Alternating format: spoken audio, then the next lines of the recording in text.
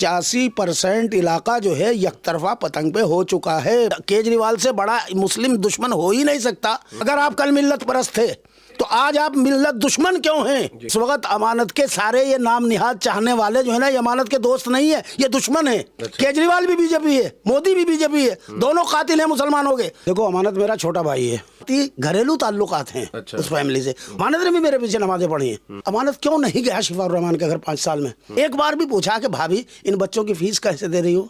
आजम खां की लीडरशिप को खत्म करने के लिए अमर सिंह के साथ सबसे बड़ा मुजरिम अगर कोई है अबू आसिम है। आरएसएस नहीं है तो कौन है फिर? केजरीवाल। दोस्तों, मिलत टाइम्स में खुश आमदीद।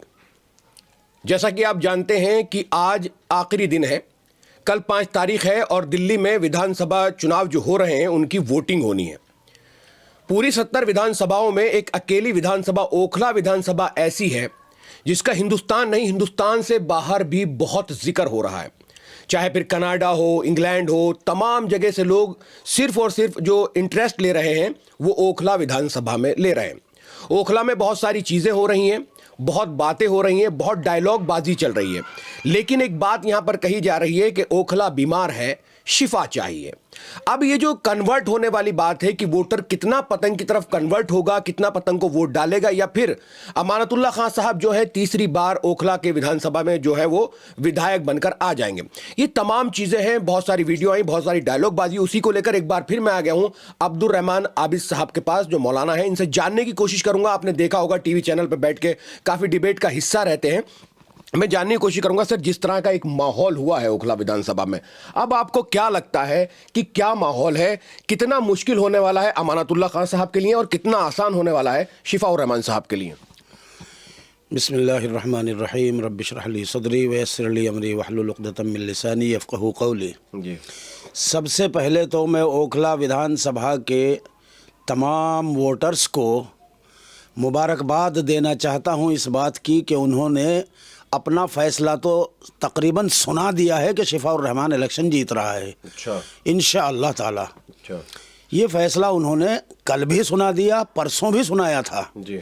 लेकिन कल तो इस ज़बरदस्त तरीके से ऐलान कर दिया कि घरों से जब ओवैसी की गाड़ी के पीछे जो काफ़िला चला था इनका, ओवैसी की पार्टी का और शिफाउर रहमान का, तो वहाँ से चंद गाड़ियाँ थी, चंद मोटरसाइकिलें थी और चंद लोग थे। अच्छा, लोग ऐसा कह रहे हैं कि ऐतिहासिक रैली हो गई। ऐसी रैली बहुत कम देखने को मिली है। मैं इसमें सवाल ये जोड़ना चाह रहा हूँ, क्या रैली से चुनाव का आकलन किया जा सकता है? हाँ, मैं आपको करना चाहिए। मैं जो बताने जा रहा हूँ सूरत हाल कि वहाँ से चंद लोग, चंद गाड़ियों के साथ, थोड़ी सी मोटरसाइकिलें और थोड़े से लोग, 500, 700, 1000 लोग चले होंगे बस। लेकिन जिस वक्त जाकिर नगर के ढलान पे वो रैली आई और जाकिर नगर में से लोग उसमें जुड़ना शुरू हुए, तो वो रैली का यही पता नहीं चल रहा था कि आगे का हिस्सा कहाँ है और पिछला कहाँ है। और जैसे जैसे वो बढ़ती गई वैसे वैसे यहाँ तक के सवारियाँ तो छोड़ दीजिए, जो लोग पैदल थे ना बाजारों में, वो पैदल रैली में हो लिए और 2-4-10 कदम नहीं हुए, पूरा वहाँ तक लास्ट तक गए इसी तरह से। तो इससे आप उस जज्बे का अंदाज़ा लगा लीजिए कि रैली जो है, जब अगली गाड़ी ओवैसी साहब की यहाँ से होते हुए ओखला हेड आई, ओखला हेड से घूम करके नूरनगर से होते हुए और जो ओखला विहार से होते हुए, जनता फ्लैट से होते हुए जसोला और जसोला से शाहीन बाग गई, तो ओवैसी साहब की गाड़ी जिस वक्त जसोला के मेट्रो स्टेशन के पास पहुँच गई थी, तो आखिरी गाड़ी यहाँ कब्रिस्तान के पास थी रैली वालों की। अच्छा जी, चूँकि उसमें बीच में लोग इस कदर शामिल हो गए, इस कदर शामिल हो गए कि जिसे देखो यहाँ तक के मैंने देखा कि मार्केट में औरतें जो सौदा सलब लेने आई थी, उन्होंने देखा, अरे भाई कहाँ जा रहे हो, हरा झंडा लगा हुआ। उन्होंने कहा मैं रैली में हूँ, मैं तो मैं नहीं ले जा सकता सवारी। अरे मुझे भी बिठा ले, मैं भी चलूँगी रैली में। अच्छा। ऐसे औरतें मैंने अपनी आंखों से देखी, चूँकि मैं झंडा डंडा नहीं लगा के चलता हूँ गाड़ी पर अपनी, मैं तो सिंपल चलता हूँ। और मैंने बहुत वॉच किया कि ये लोग कौन क्यों निकल गए। मैंने रोके 1-2 जगह। अरे मैंने कहा भाई इतनी बड़ी हो गई, मैंने कहा जाम लग जाएगा। मैंने कहा कुछ तो लोग बड़ी हो। अब ये बताइए मुझे, मैं रैली की बात नहीं कर रहा हूं, मैं आपसे ये कह रहा हूं कि वो जो जज्बा लोगों का खींच के घरों चला रहा है, उनके पीछे चला रहा है, क्या वो बुला रहे थे उनको? बुलाया तो नहीं है। जब बिन बुलाए लोग अपना वक्त देकर के इस जज्बाती अंदाज में उनके साथ रहेंगे, वो वोट नहीं देंगे? क्या आप ये समझते हैं कि वो वोटर नहीं है उनके? वो वोटर है सारा, और वो सिर्फ वोट देगा नहीं, दिलवाएगा भी। अच्छा, तो आपने देख लिया अपनी आंखों से, और मैं फिर आज कह रहा हूँ, मैंने जब परसों आप आए थे मैंने कहा था 70% लोग आज की तारीख में साथ है। आज इस वक्त जब हम बैठ के बात कर रहे हैं 85% इलाका जो है यकतरफा पतंग पे हो चुका है। 15% में है दोनों, झाड़ू भी और पंजाबी। झाड़ू और पंजा 15% में, बाकी जो 85% में वो शिफा और जाकिर नगर से लेकर शाहीन बाग तक बिल्कुल 85% यकतरफा है और शाम तक इंशाल्लाह 90% होना है ये। अच्छा, एक बात जो है ये कही जा रही है कि जब चुनाव का रिजल्ट आएगा, अगर शिफा भाई को आप विधायक बना भी दोगे तो शिफा भाई गए जेल, असदुद्दीन ओवैसी साहब गए हैदराबाद, फिर ओखला को कौन देखेगा? शिफा और रहमान अगर खुदा न खास्ता जेल में रहते हैं, बोल तो यह है कि ज़मानत होगी, आज नहीं होगी, कल होगी, परसों होगी, 10 दिन में होगी, महीने में होगी। अच्छा, फिर अब जब वो एमएलए हो जाएंगे तो वकील इस बात पे भी आर्गूमेंट करेगा कि भाई बंदे को काम भी करना है। आपका इल्ज़ाम क्या है? चार्जशीट दीजिए, केस को लाइए बहस पे, या तो बहस पे लाइए तो जमानत दीजिए। एक वो होगा, वो बहुत चीज़ें निकल के आएंगी। एक तो चीज़ वो है। दूसरी बात ये है कि हर एमएलए और एमपी का एक नुमाइंदा होता है। तो इंशाअल्लाह ताला हम कोशिश करेंगे, मैं अपनी तौर से कम इतनी कोशिश करूंगा ज़रूर, ओवैसी साहब को भी अप्रोच करूंगा कि एक ऐसा काबिल आदमी उनका नुमाइंदा बनाया जाए कि जो एमएलए की कमी महसूस कामों में ना होने दे। रोज़मर्रा के पब्लिक के जो काम हैं वहाँ एमएलए की कमी नहीं महसूस होनी चाहिए, तो वो नुमाइंदा खूब कर सकता है, ऑथोराइज होगा। एक बात। दूसरी चीज़ ये जो आपने जहाँ से सवाल किया था, मैं चूँकि वक्त कम में मैं कहना चाहता हूँ, रात से जब उन्होंने ये देख लिया मुखालिफिन ने कि भाई ये तो एकतरफा हो गया है, तो अब वो अफवाहें फैलाने की कोशिश कर रहे हैं। और अफवाहें जो है मुख्तलिफ तरीक़ों से बहुत मैनेज करके फैला रहे हैं। कुछ नाम निहाद दानिश्वरों को सामने लाया जा रहा है। कुछ ऐसे लोग हैं उनमें से जो पहले मजलिस में रहे हैं, कल तक मजलिस का कलमा पढ़ते थे, उनके डिस्प्यूट हुए, अलग हुए, तो आज वो जो है अपनी ही पुरानी बातों से बिल्कुल उलट हो करके कल अमानत की पार्टी को गाली देते थे, मेरे सामने बैठ के कहते थे कि केजरीवाल से बड़ा मुस्लिम दुश्मन हो ही नहीं सकता, सिसोदिया से बड़ा मुस्लिम दुश्मन हो ही नहीं सकता। ये लोग मुसलमानों की एजुकेशन की जड़ काट रहे हैं, ये लोग मुसलमानों की जो है कारोबार की जड़ काट रहे हैं। आज उन्हें जो है केजरीवाल की पार्टी और अमानत, कल कह रहे थे कि अमानत उनका खिलौना बना हुआ हाथों का, और अमानत जो है उनके हाथों का खिलौना है। अमानत एक नए पैसे का काम नहीं कर सकता, मुसलमानों को नुकसान जरूर पहुंचा रहा है और पहुंचाएगा, लेकिन आज वो कह रहे हैं नहीं साहब वो अमानत ही जो है वो कर रहा है। अमानत, मेरी समझ में ये बात नहीं आ रही है, ये दोहरा किरदार क्यों है? अगर आप कल मिल्लत परस्त थे तो आज आप मिल्लत दुश्मन क्यों हैं? ये क्या है? आप, इसका मतलब ये है कि आपको अपने जाती दौलतों को बचाने की, मफादात की लड़ाई आपकी कहीं ना कहीं, और कुछ नाम निहाद दौलतमंद जो बाहर से दौलतें कमा करके ला के बैठे हुए, वो अपनी दौलतें बचाने के डर में कि किसी ना किसी हुकूमत का सहारा तलाश किया जाए, अब उनसे वीडियो जारी कराए जा रहे हैं कि साहब मैं दानिशवर मिल्लत से मुखातब होना चाहता हूँ, इसको वहाँ से इतने वोट मिल जाएंगे, इसको वहाँ से। अरे तुम दोगे वोट क्या जा करके? ज़रा देखो तो सही पब्लिक में निकल के, तुम ऐसी कमरों में बैठ करके झूठे आंकड़े बना करके साजिशी अंदाज की सियासत करवा रहे हो, तुम्हें शर्म नहीं आती? मिल्लत के असल कातिल ये नाम निहाद दानिशवर ही है। अच्छा, एक वीडियो आपने बहुत देखा होगा, वो काफ़ी वीडियो वायरल थी, उसमें कहा अमानत साहब ने कि इस हैदराबादी को इंशाल्लाह इस हाल में छोड़ेंगे कि वो फिर कभी हमारी किसी विधानसभा में जहां मुस्लिम नुमाइंदे चुने जाते हैं वहां दोबारा जाने की पूरे मुल्क में हिम्मत नहीं करेगा। पहली बार तेरा वास्ता अमानतुल्लाह खान से पड़ा है।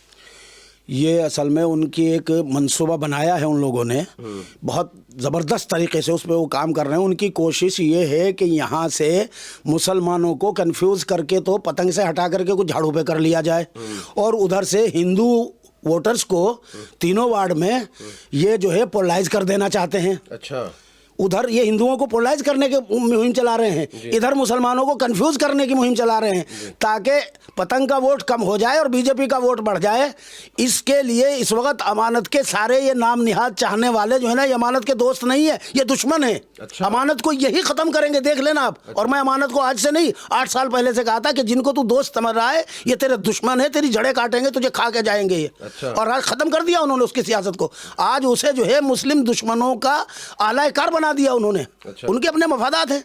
तो मैं ये कह रहा हूं कि ये ऐसी साजिश कर रहे हैं बैठ करके इस वक्त कि उधर हिंदू वोटों को पोलराइज कराया जाए, इधर मुस्लिम वोटों को कंफ्यूज कराया जाए कि उधर से इतने वोट मिलेंगे, उधर से। अरे वहां 50,000 वोट है मुसलमानों का उन 3 वार्डों में भी, 1,90,000 वोट टोटल है उधर, 1,85,000 या 90,000 जो भी है, उसमें से 50,000 से ज्यादा ही कुछ मुसलमानों का वोट है, या कमती बढ़ती 50 में 55 हो सकता है, 48 हो सकता।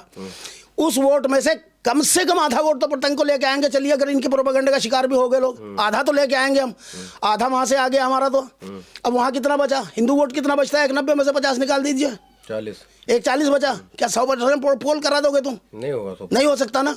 कितना होता है? 55%, हाँ 55 58 60 50 55 50 55 इतना होता है। लेकिन अगर 58 भी मान लिया, 60 भी मान लीजिए, तो उनका वोट कितना पोल हो जाएगा? 60,000 65,000, इतना ही तो पोल होगा ना।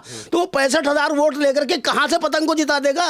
मुसलमानों का वोट 2.5 लाख हो रहा है सीट पे, तो 2.5 लाख वोट में से मैं कह रहा हूँ 80% वोट पतंग को मिल रहा है। अच्छा। 2.5 लाख वोट में से अगर 70% की पोलिंग होगी, कितना हो गया? बहुत वोट डल जाएगा। 1.5 लाख से ज्यादा हो रहा है। 1.5 लाख से डलेगा, बिल्कुल। 1.5 लाख से ज्यादा वोट डलेगा, तो उसमें से 80% वोट पतंग पे पड़ रहा है। आज की तारीख में शाम तक इंशाल्लाह 90% होगा। अच्छा अल्लाह ने चाहा तो 90% होगा। अच्छा, अभी आप कहाँ देख रहे हैं पूरा, अगर ओवरऑल चुनाव देखा जाए तो पूरी बात अगर मैं कह रहा हूं कि जहां इतना वोट पड़ रहा है, तो यहां पर इन दोनों वार्ड में, सिर्फ इन दोनों वार्ड में शिफाउर रहमान की पतंग पर जो है 1,25,000 के आसपास वोट पड़ रहा है आज की तारीख में। सिर्फ पतंग पे? सिर्फ पतंग पे। ये 15,000 में दोनों सिमट रहे हैं। कौन दोनों? झाड़ू भी और पंजाबी। अच्छा, झाड़ू और पंजा दोनों सिमट रहे हैं जी, 15,000 के अंदर। 15,000 पे।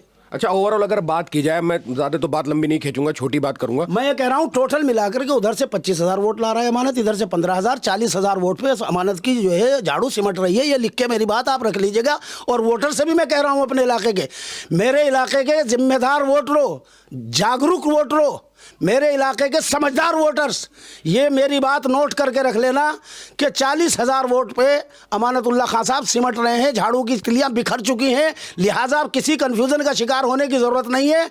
इधर से 80 से 85% वोट पतंग पे पड़ रहा है। अच्छा। और उधर से जो है कम से कम 15 से 20,000 वोट पतंग लेके आ रही है। तो इंशाअल्लाह ताला हमें यकीन है, अल्लाह की ज़ात से उम्मीद पूरी है, 1,25,000 से 1,40,000 के करीब वोट लेगा पतंग वाला। और इंशाअल्लाह रिकॉर्ड तारीखी जीत होगी ये। सीटिंग है, पूरे हिंदुस्तान में तारीख बनेगी इस बात की।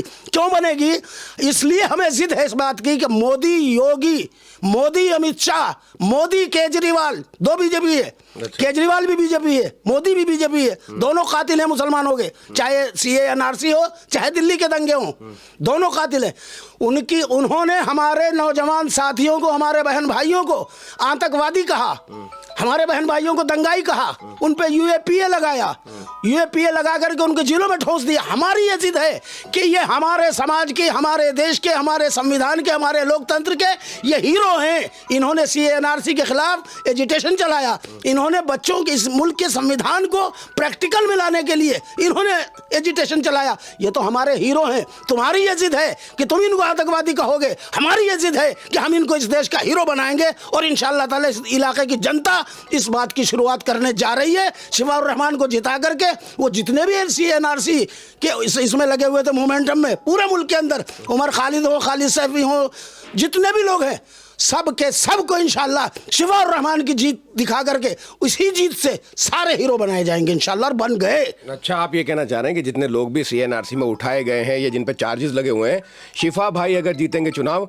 तो शिफा भाई के जीतने के बाद, चुनाव जीतने के बाद इन सबके लिए भी बात होगी, सबकी बात होगी इंशाअल्लाह। और हमें यहीं से मुस्लिम नौजवान क़यादत खड़ी करने का मोमेंटम चलाना है। ओखले से ये पैगाम जाना है कि ओखला से एक आज़ाद, इंडिपेंडेंट मुस्लिम लीडरशिप खड़ी होनी है, जो मुस्लिम ही के नहीं, तमाम मजलूम लोगों की, चाहे वो बैकवर्ड हों, दलित हों, पसमानदा हों, या जो है कबायली समाज के लोग हों, आदिवासी जिन्हें कहते हैं, चाहे वो सिख हों, कोई भी हो, हर मजलूम तबके की आवाज़ को उठाने का काम ये मुस्लिम लीडरशिप करेगी। इसी लड़ाई के लिए ओखला से इसकी फाउंडेशन रखी जा रही है। और शिफाउर रहमान इंशाअल्लाह ताला जब जीत करके आएगा, तो उसकी जीत के जश्न में दलित भी होंगे, सिख भी होंगे, ईसाई भी होंगे, और पसमानदा भी होंगे, तमाम मुसलमान भी होंगे, और तमाम मुसलमानों की और मजलूमों की लड़ाई का बिगुल ओखला से बजाया जाएगा। अच्छा, लास्ट सवाल पूछ रहा हूँ, बता दी, शिफा भाई की जो लड़ाई है वो किसके साथ है? बीजेपी के साथ है या फिर अमानतुल्लाह साहब के साथ? सीधे बीजेपी का। अभी क्लियर नहीं हुआ क्या? इतनी देर से मैं बता रहा हूं आपको भाई। आप बहुत कम वोट दे रहे हैं, 10 साल से विधायक, सिटिंग एमएलए, उसके बाद आप 40,000 पे रोक रहे हैं अमानतुल्लाह साहब को। परवेज हाशमी साहब 4 मरतबा एमएलए रहे थे, दिल्ली प्रदेश में बहुत पावरफुल मिनिस्टर रहे थे। Land and development, land and building department उन्हीं के पास था। ये जो जमुना के किनारे पर सड़क बनी हुई दिख रही ना आपको, पुश्ते वाली, ये परवेज हाशमी का ही कारनामा है। वरना आए दिन यहाँ पता नहीं कितने खतरे रहते थे। उसके बावजूद जो है पिछले इलेक्शन में उनको 5,000 वोट दिए थे इलाके ने। ये इलाका जो है जब ये तय कर लेता है कि हमें इसको जिताना है, पिछली बार हमारा जुनून ये था कि कांग्रेसियों में घमंड आ गया था, तकब्बुर आ गया था। वो कहते थे कि मुसलमानों के पास ऑप्शन ही क्या है, हमें वोट नहीं देंगे तो इनको बाहर खड़ा रखो, कोई जरूरत नहीं अंदर घुसाने की। कहाँ जाएंगे ये? अरे वोट तो हमें ही देंगे, इनकी मजबूरी है। हमने कहा इस घमंड को हम तोड़ेंगे। हमने ऑप्शन के तौर पर केजरीवाल को उठा लिया। केजरीवाल से नुमाइंदा हमारा, हमने टिकट अमानत को दिलवाया, अमानत को लड़ाया, एक तरफा वोट दिए इलाके ने। तो हमने उस ऑप्शन में इनको चुना, लेकिन इन्होंने हमारे उस ऑप्शन को चुनने की या हमारी उस मोहब्बत की सजा हमें ये दी। हमारी सारी गलियों में कीचड़ बह गए, लेटरिन पखाने पेशाब आप देखते हैं हर गली में बह रहे थे। मस्जिदों में आदमी जा नहीं सकता था, सारे गड्ढे खुदे हुए पड़े हैं, सड़कें खुदी पड़ी हैं, ढक्कन टूटे सीवर के पड़े हुए हैं, कोई बीमार नहीं जा सकता कहीं तक। हमने बड़ी जद्दोजहद करके जामिया नगर कोऑर्डिनेशन कमेटी ने शीला दीक्षित से 300 बेड का वो अस्पताल मंजूर कराया था। इनसे इतनी तौफीक नहीं हुई कि आज 10 साल की हुकूमत में और 10 साल के एमएलए साहब ने आज तक जो है वो उसको ही कम से कम उद्घाटन करा लिया होता। वो तो कह रहे हैं जीतने के बाद 6 महीने बाद करा देंगे। 6 महीने के 10 साल लगते हैं तुम्हें एक हॉस्पिटल बनाने में। और शीला दीक्षित ने मंजूर कराया, निकलवाइए कागजात उसके। शीला दीक्षित से जामिया नगर कोऑर्डिनेशन कमेटी के लेटर पैड में मौजूद है वो सब लिखे हुए। जो सरिता विहार के पास अस्पताल जी जी, अमानत साहब कहते हैं वो तो अस्पताल हमने यहाँ पे जो मेट्रो जा रही है जिससे आप सफर कर रहे हैं, जामिया नगर कोऑर्डिनेशन कमेटी की नुमाइंदगी पर हमने 10 चक्कर लगाए। शीला जी से बात की, उन्होंने हारून यूसुफ से की, फिर उसका वो सारा बनवाया कराया, ये यहाँ metro निकलवाई। Jamia Nagar coordination committee ने इस इलाके में काम कराए हैं। हमने कहा ठीक है ये क्रेडिट लेते हैं, गवर्नमेंट है इनकी काम कर रही है, ले लो। हमें क्रेडिट के लिए थोड़ा ना काम करना, हमें तो अपने इलाके की सहूलतों को देखना है। भाई तुम सियासी आदमी हो, क्रेडिट ही ले लेते यार, लेकिन क्रेडिट के लिए काम तो करते। तुमने क्या इस इलाके में आज तक एक स्कूल बनवाया? केजरीवाल ने कहा था स्किल डेवलपमेंट स्कूल बनाएंगे, मैंने लिख करके भेजा था कि हमारे नूरनगर के स्कूल में जगह भी है, सारी चीजें मौजूद हैं। एक स्किल डेवलपमेंट स्कूल हमारे मुसलमानों को भी दे दो दिल्ली में। क्या किया? ये स्कूल तो दिया नहीं। हौज काजी में, लाल कुएं में मुस्लिम लड़कियों की जो शिफ्ट थी ना स्कूल की, सीनियर सेकेंडरी स्कूल तक की, वो खत्म कर दी। अच्छा। वहाँ के लोगों ने एजिटेशन किया, वो सुना नहीं किसी ने। आज नतीजा ये उनके इमरान को दौड़ा दौड़ा के भगा रहे हैं लोग। अच्छा, वोट तो क्या देंगे? और यही हाल यहाँ भी है। अच्छा, यहाँ केजरीवाल क्यों नहीं आया? उसे पता था कि अगर ओखला में चला गया पब्लिक जो दौड़ा के रेल बना देगी। ना ना ना, वो इसलिए नहीं आया कि मुसलमानों का एक बड़ा जो फेस है वो अमानतुल्लाह खान जो है वो खुद एक बड़ा मुस्लिम फेस है, तो इसलिए यहाँ पर आने की उनकी जरूरत नहीं थी। जहाँ उन्हें लग रहा था वो कमजोर है, ऐसी बात जो कही जा रही है, वो वहां जाने की कोशिश उन्होंने की जहाँ कमजोर कैंडिडेट थे उनके। आपको ये गलतफहमी कहाँ से पैदा हो गई कि मैंने आम आदमी पार्टी के जो कार्यकर्ता हैं जो उनसे पूछा कि भाई साहब केजरीवाल साहब क्यों नहीं आए, तो उन्होंने यही जवाब दिया कि भाई उनकी और जगह जरूरत है। अमानत साहब तो खुद बहुत बड़ा फेस है, तो उनको क्या जरूरत है केजरीवाल की?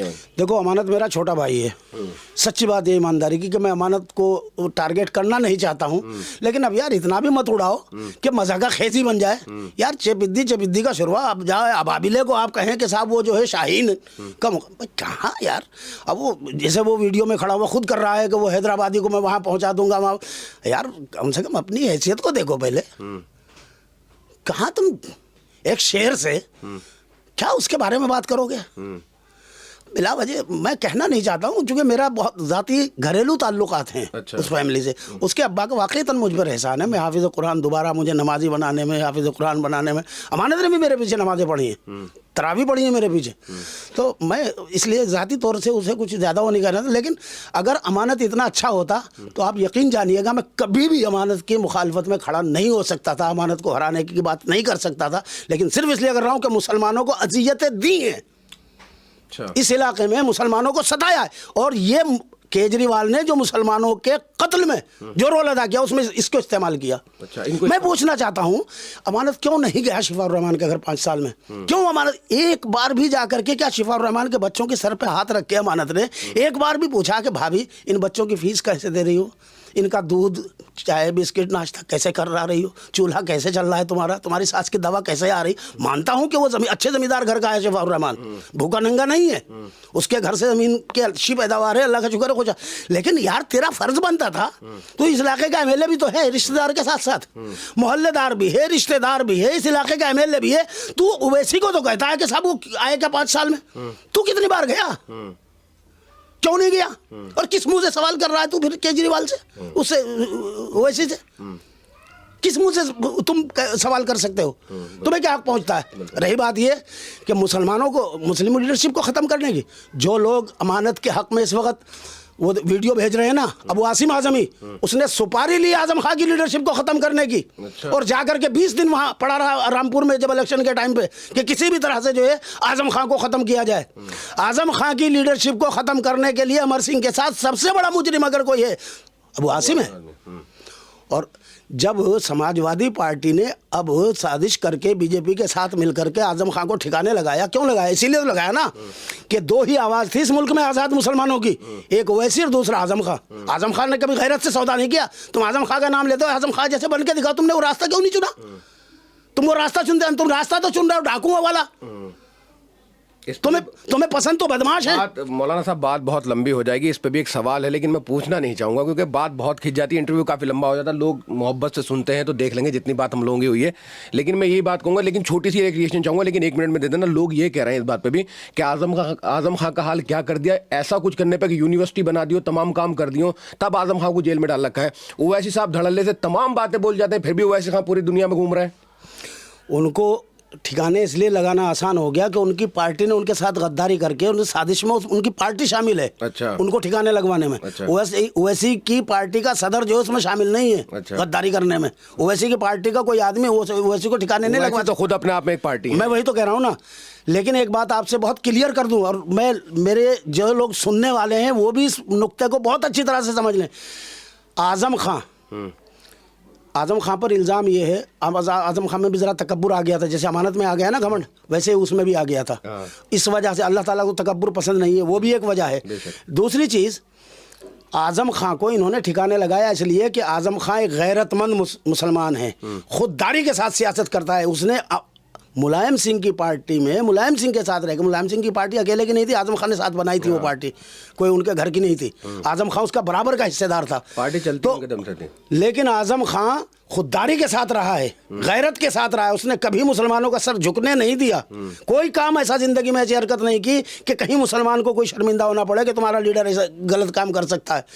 इसलिए उसको ठिकाने लगाया इन्होंने कि अब तो इसने यूनिवर्सिटी खोल ली। जिस कैरेक्टर का ये आदमी है, एक तो वो नाड़े का ढीला नहीं है, कभी जिंदगी में कोई किसी ने आज तक उसकी तरफ जो है उंगली नहीं उठाई जर्रा बराबर भी कि इसका जो है कहीं इज़हार खुला है, किसी औरत को इसने छेड़ा है, उसकी तरफ देखा है।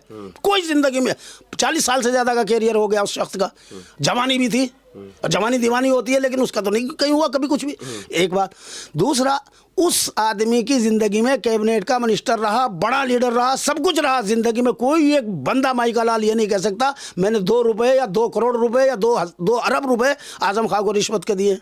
रिश्वत सताने का इल्ज़ाम ही नहीं लगा सकता उस पर, करप्शन करता ही नहीं। तो ईडी और सीबीआई कहाँ से जाएगी?